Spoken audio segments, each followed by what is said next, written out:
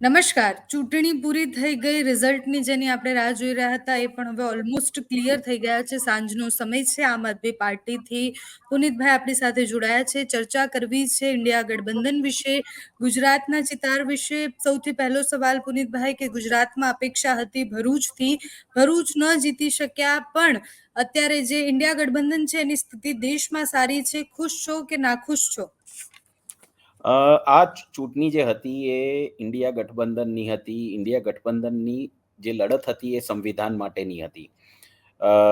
ભરૂચમાં નથી જીતી શક્યા એનો દુઃખ છે, દિલ્હીમાં નથી જીતી શક્યા એનો પણ દુઃખ છે.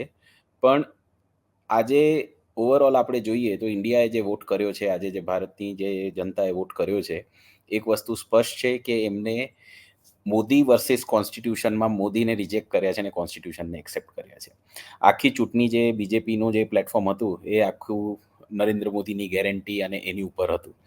આજે એની સામે જ્યારે ઇન્ડિયા ગઠબંધન લોકો પાસે વોટ લેવા ગયું છે તો એમને એ જ કીધું છે કે અમારે સંવિધાન બચાવવાની લડત છે આ વખતે. અને એ કોઈ ખોટો ભય નહોતો, કારણ કે ભાજપાના નેતાઓએ જુદી જુદી વખતે એવું કીધું કે એમને સંવિધાન બદલવું છે. 400 પારનો નારો એ સંવિધાન બદલવા માટેનો હતો.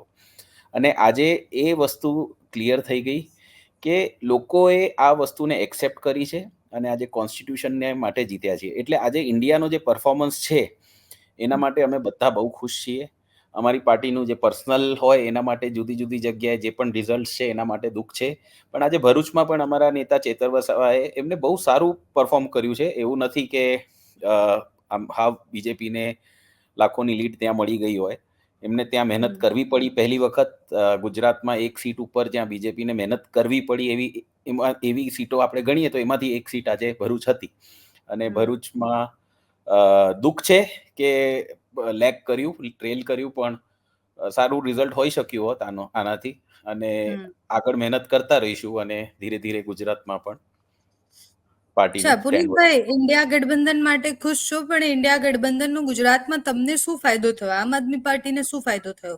કારણ કે જે જગ્યાએથી ઓછા માર્જિન આવ્યા છે, મતલબ જે જગ્યાએથી ઓછા મત મળ્યા છે એ અંકલેશ્વર ને બધા શહેરી વિસ્તાર હતા. એટલે ત્યાં મુસ્લિમના વોટ ચૈતર વસાવાને નથી મળ્યા. ચૈતર વસાવાની પોતાની જે વોટ બેંક હતી અને એના સિવાય એમને જે નવી ઊભી કરી, એટલે જો તમે ઇન્ડિયા ગઠબંધનમાં ન હોત તો પણ પરિણામ કંઈક આવું જ હોત. તો ગુજરાતમાં શું ફાયદો થયો ઇન્ડિયા ગઠબંધનનો?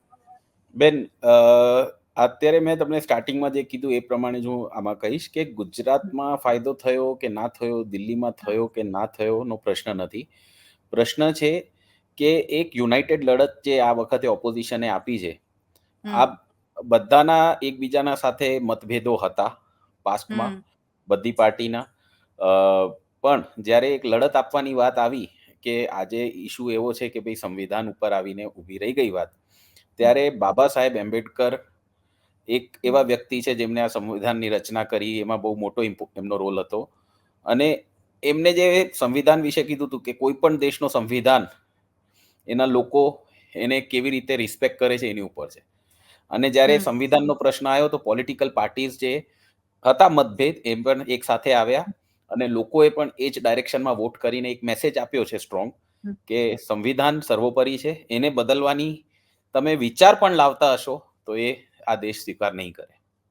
અચ્છા, અપેક્ષા શું છે? ઇન્ડિયા ગઠબંધનની સરકાર બને છે? કારણ કે એનડીએ તો ઓલમોસ્ટ અત્યારે રુઝાન જે છે, અત્યારે સાંજ સુધીનો જે સમય છે ત્યાં સુધીમાં સારા એવા આંકડા છે. ઇન્ડિયા જીતી તો નથી રહી. બેન, ઇન્ડિયા ગઠબંધન જીતી નથી રહી એ સ્પષ્ટ છે. રિઝલ્ટ્સમાં આ વખતે કોઈ પણ પાર્ટીને સ્પષ્ટ બહુમત નથી મળ્યું. પ્રી પોલ અલાયન્સમાંની વાત કરીએ તો પણ એનડીએને બતાવે છે કે બળત છે, પણ ભારતીય જનતા પાર્ટીને ઇન્ડિવિજ્યુઅલી એટલી બળત નથી. એટલે હવે આ જે છે એક ડિસિઝન જે છે એ હવે બધી પાર્ટીઓ માટે આ પોલિટિકલ ડિસિઝન છે કે હવે એમને ક્યાં દેખાવું છે. એમને સંવિધાનના ફેવરમાં દેખાવું છે કે એમને સંવિધાનની વિરુદ્ધ ઉભા રહેવું છે. એટલે બધી પોલિટિકલ પાર્ટીઝ આ પ્રમાણે એમના નિર્ણય હવે કરશે આવતા દિવસોમાં. અને અમને ઉમ્મીદ છે કે એક સારી અને સ્ટ્રોંગ ગવર્મેન્ટ જે કોન્સ્ટિટ્યુશન માટે કામ કરે એ આ દેશને મળશે. અચ્છા, પ્રધાનમંત્રી તરીકે કોને જોવો છો? એ હવે આવતીકાલે ઇન્ડિયા ગઠબંધનની મીટિંગ છે અને એમાં ડિસિઝન્સ થશે એ બાબતના પણ.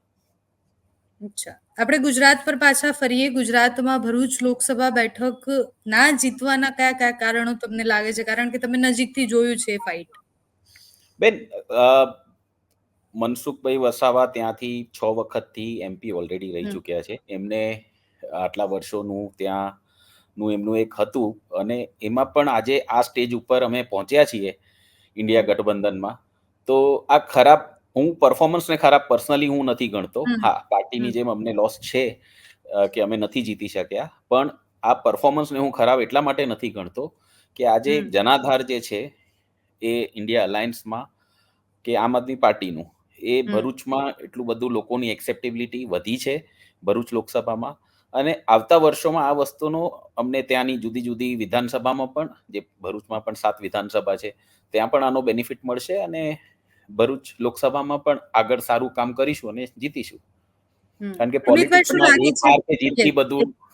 હાર કે જીતથી બધું નથી બદલાઈ જતું. It's continuing game. જી. શું લાગે છે કે વિપક્ષ આનાથી મજબૂત બનશે અત્યારના જે પરિણામ છે એનાથી? બેન, વિપક્ષ મજબૂત થયું છે એટલે બનશેનો હવે પ્રશ્ન જ નથી. આ એક જગજાહેર વસ્તુ છે કે એક બાજુ જ્યારે એનડીએની વાત થતી હતી એટલે એનડીએ વોઝ ઓનલી બીજેપી, કે મારે 282 છે, તમારે આવવું હોય પણ તો આવો શું અમારી ખબર સાથે. કે હજી પણ ઇન્ડિયા ગઠબંધનમાંથી પક્ષ અલગ થઈ શકે ને? પોસિબિલિટીઝ છે બેન, જ. એ જ મેં તમને કીધું, એ વસ્તુ એનડીએમાં પણ થઈ શકે ને ઇન્ડિયામાં પણ થઈ શકે, પણ આપણે પ્રશ્ન એ જ છે કે કઈ પોલિટિકલ પાર્ટી પોતાને ક્યાં દેખાવા માંગે છે. એ કોન્સ્ટિટ્યુશનની વિરુદ્ધ દેખાવા માંગે છે કે કોન્સ્ટિટ્યુશનની ફેવરમાં? હવે આ નિર્ણયો બધી પોલિટિકલ પાર્ટીઝે કરવું પડશે.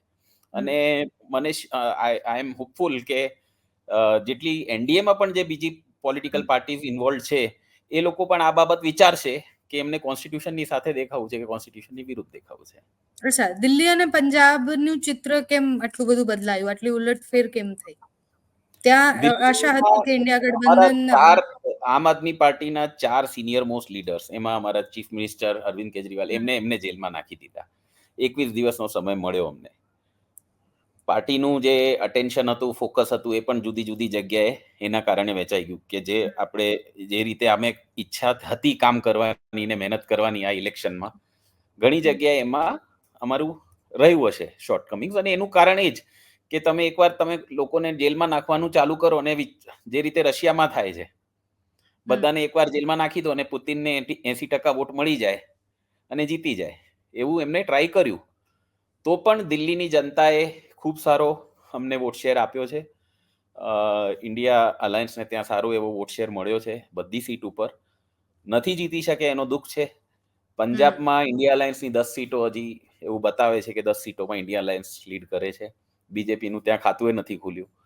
એટલે આઈ એમ હોપફુલ કે ત્યાં પણ ટેલી આગળ વધશે અને સારું રિઝલ્ટ મળશે. અને આમાં કંઈ મેં જ કીધું કે આ વખતે ચૂંટણી ઇન્ડિવિજ્યુઅલ પોલિટિકલ પાર્ટીઝની હતી જ નહીં.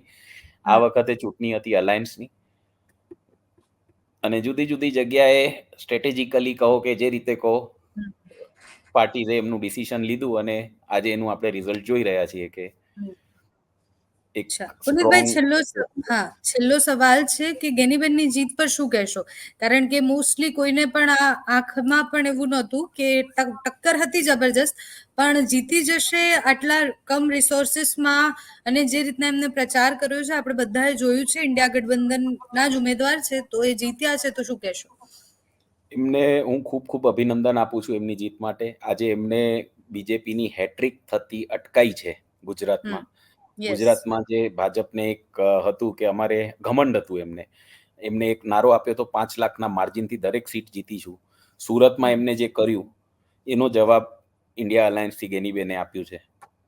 આજે લોકોના મતાધિકાર છીનવી લેવા, ચોરી કરવી, લોકોને બેસાડી દેવા ધમકી આપીને, પૈસા આપીને, લાલચ આપીને, એનો જવાબ આજે ગેનીબેને આપ્યો છે.